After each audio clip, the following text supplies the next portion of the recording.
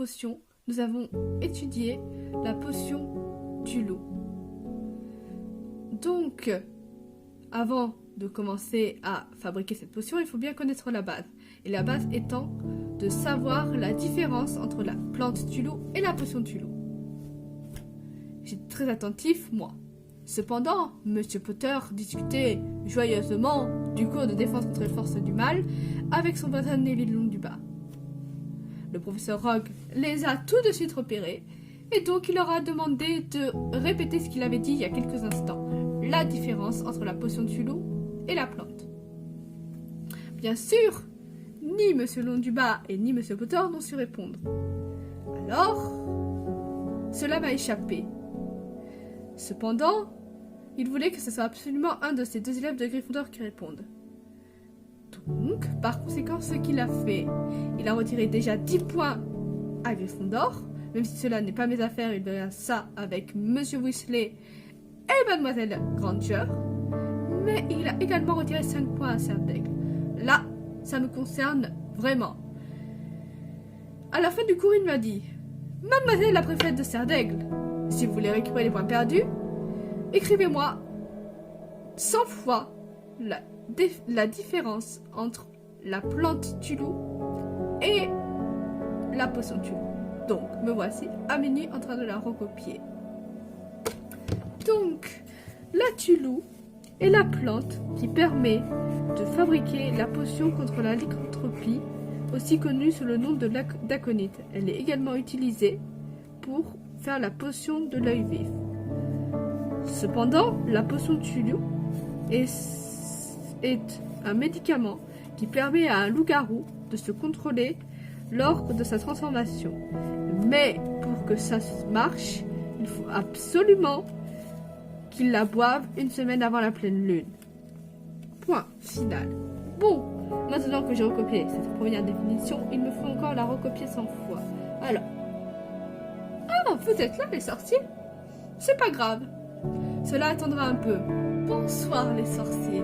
Je reviens tout juste de la réunion avec le professeur Dumbledore. Il m'a demandé, en ce milieu d'année, de noter mes professeurs. Je ne serai pas la seule à faire cette évaluation. Tous les préfets et nos 2 préfets en chef le feront aussi. Mais pour éviter que les notes soient attribuées selon les affinités de l'un d'entre nous avec les professeurs concernés, notre directeur nous a donné une grille d'évaluation comportant 5 compétences très précises. La première compétence étant si le professeur a une très bonne maîtrise de sa matière, c'est noté sur 2 points. Ensuite, s'il s'est instauré un climat de travail pendant son cours, noté sur 3 points. Ensuite, s'il sait tenir une classe, noté sur 3 points aussi. Ensuite, si le professeur est juste avec tous ses élèves. Et pour finir, si les élèves sont en sécurité pendant son cours, les 2 dernières compétences que je viens de citer sont notées sur 1 point, chacune. Ensuite, sachez que ces notations et évaluations sont censées rester secrètes entre le professeur Dumbledore et moi-même, mais je vous les partage quand même. Cependant, faites attention à ce que les professeurs évalués ne le sachent pas, ni notre directeur. Les professeurs que nous allons évaluer sont le professeur Beans, le professeur Trelawney, Madame Bibine, le professeur Flitwick, le professeur Chourave, le professeur Rogue et le professeur McGonagall. Maintenant que tout est clair, commençons. Le premier professeur que nous allons évaluer est le professeur Beans. Alors, le professeur Beans a quand même l'air de bien connaître la matière qu'il enseigne. Donc, je lui accorde 2 points. Ensuite, il s'est instauré un climat de travail dans son cours. Oui, quand même. Je lui ai mis 1 point. Parce que quand même, c'est pas non plus ça. Est-ce que c'était une classe? Malheureusement, non. Ça lui fait un 0 point. Ensuite, Est-ce qu'il est juste avec les élèves? Honnêtement, je trouve qu'il est juste avec les élèves.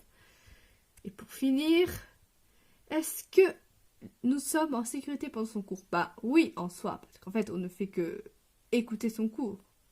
Il n'y a aucun exercice de pratique. Donc, ceci lui fait un total sur 10 de 6, de 5, un total sur 10 de 5, multiplié par 2, ça lui donne un total de 10 sur 20. Ensuite, occupons-nous de noter le professeur Trelawney, le professeur de divination. Alors, est-ce qu'elle est compétente dans ce qu'elle enseigne? Honnêtement, non. Parce que la plupart des prophéties qu'elle dit n'arrivent jamais. Donc, 0. Ensuite, est-ce qu'elle sait instaurer un climat de travail? Honnêtement, non. Pas vraiment. Dans ces cours de divination, je suis désolée, je vois pas beaucoup de gens qui arrivent à se concentrer sur le cours. Donc, 0 point aussi. Ensuite, est-ce que elle sait tenir une classe? Non. 0 point aussi. Parce qu'on fait un peu ce qu'on veut.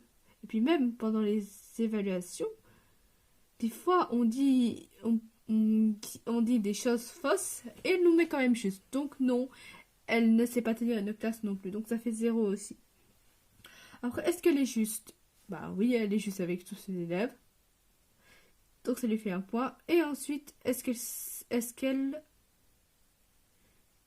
qu'on est en sécurité pendant ses cours? Bah oui. On est en sécurité. Parce que de toute manière, à part regarder dans une boule de cristal et essayer de voir ce qu'il peut nous arriver, on fait rien de très dangereux. Donc oui, nous sommes en sécurité pendant son cours. Ce qui lui fait un total de 2 sur 10. Donc multiplié par 2, ça fait 4 sur 20. Passons à Madame Bibine, la professeure de vol. Alors, Madame Bibine, est-ce qu'elle a une bonne maîtrise de la matière qu'elle enseigne? Oui, donc 2 points. Ensuite, est-ce qu'elle sait instaurer un climat de travail? Oui, donc 3 points. Elle sait tenir une classe? Oui. Oui, elle sait tenir sa classe, 3 points aussi. Ensuite, est-ce que les élèves, est-ce qu'elle est juste avec tout le monde? Oui, elle est juste avec tout le monde, 1 point. Et est-ce que pendant son cours, on est en sécurité? Non.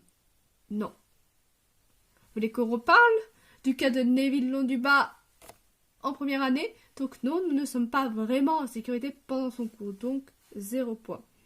Donc ça lui fait un total de 2 et 6, 8 et un 9.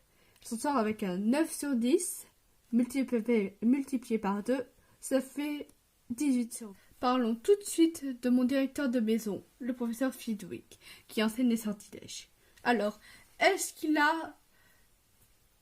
a une bonne maîtrise de la matière qu'il enseigne? Oui. Donc ça lui fait déjà 2 points. Ensuite, est-ce qu'il s'est instauré un climat de travail? Oui. Ça lui fait 3 points. Est-ce qu'il sait tenir sa classe? Oui. 3 points aussi. Ensuite, est-ce qu'il est juste avec tous ses élèves? En fait, on pourrait dire qu'il est quand même un peu juste, mais pas non plus juste. Parce que, il a ses chouchous et des fois, quand un élève réussit à faire un exercice, il demande à tout le monde de s'arrêter et de regarder celui qui a réussi. Donc, par conséquent, je lui ai mis 0,5 points. Et est-ce que nous sommes en sécurité pendant ces cours? Oui. Parce que même si on voit les sortilèges, si ça se passe mal, il est prêt à intervenir. Et surtout, il ne fait pas non plus apprendre de sortilèges trop dangereux. Donc, 1 point. Donc, ça lui fait un total de 9,5 sur 10, multiplié par 2. Ça lui fait 19 sur 8. Maintenant, nous attaquons à la directrice de la maison Poustoufle, notre professeure de botanique.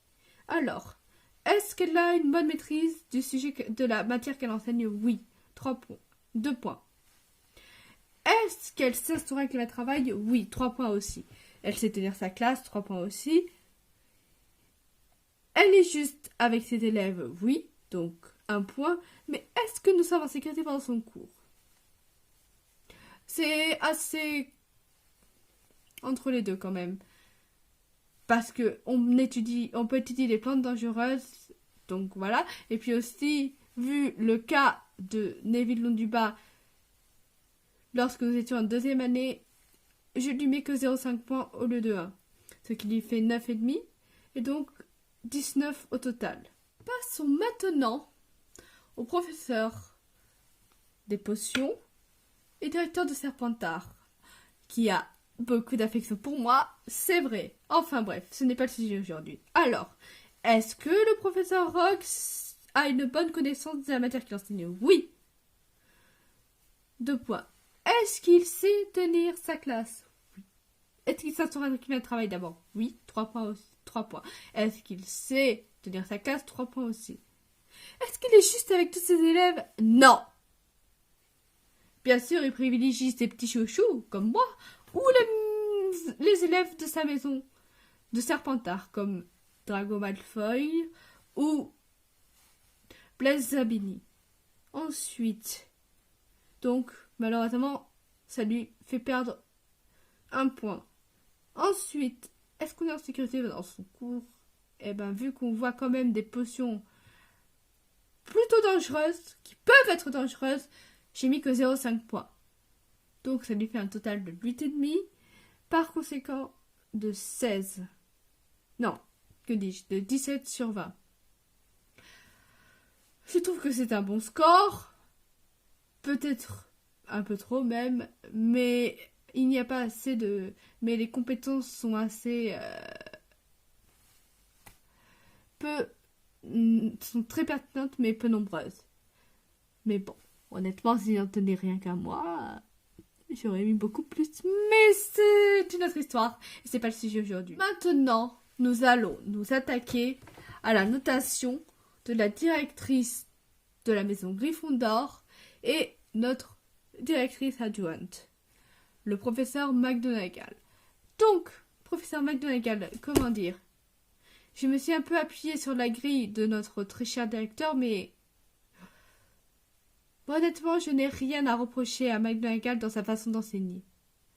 Donc pour moi, elle a 20 sur 20, enfin 10 sur 10 et 20 sur 20. J'ai beau chercher et creuser pour essayer de trouver quelque chose qui ne va pas, mais tout va bien. Elle a une très bonne maîtrise de la métamorphose. Elle sait instaurer un climat de travail. Elle sait très bien tenir sa classe.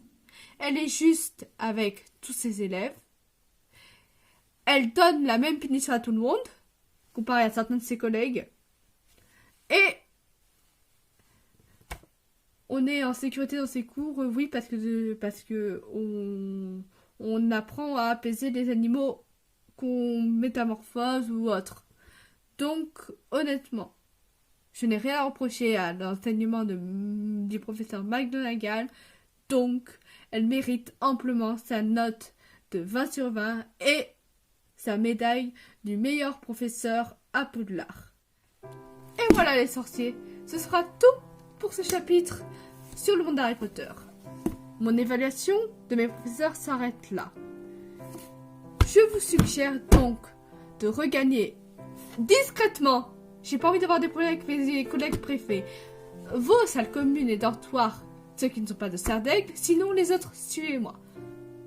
Je vais vous amener à votre dortoir et ensuite, si vous permettez, je vais continuer à recopier 100 fois la différence entre la plante du loup et la potion du loup. Sinon, le professeur Rogue, même s'il m'aime bien, risque de m'enlever des points supplémentaires à Serre d'Aigle, ce qui serait fort dommage. Maintenant que tout est clair, je vous dis, portez-vous bien, prenez soin de vous et de vos proches, et au revoir.